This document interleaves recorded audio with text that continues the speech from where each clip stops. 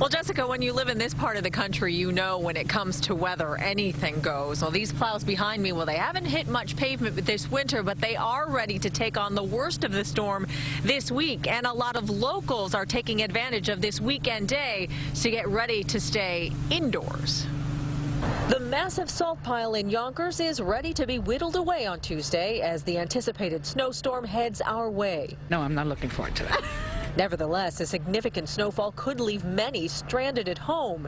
Pat Myron and her friends from Long Island have loaded up their truck with supplies. Are you ready for this storm that's coming? Ice melt, yes. Snowblower, sort of. Me not going to work is another story.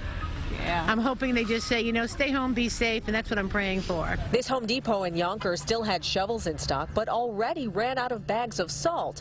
An emergency supply is expected by Monday. There was plenty of ice melt at Stu Leonard's, where the cashiers were busy ringing up customers with weather rations. Workers were frantically stocking shelves. Trying to be healthy and have enough of everything so we don't have to go out in case it's a blizzard. Armies of plows and salt and sand trucks all over the tri-state are geared up, ready to go out and battle the storm. Most folks we spoke with say they'd rather sit out this storm, but clearly are prepared for whatever comes our way. It's freezing.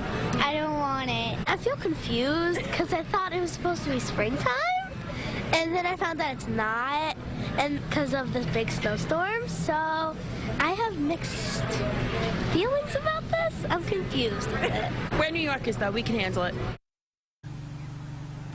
Now, this area, this part of Westchester County is under a blizzard watch, which means there is a potential for blowing snow and strong winds, which means extremely poor visibility, and traveling could get very ugly. So, of course, your best bet is to stay at home and let the drivers of these trucks do their job.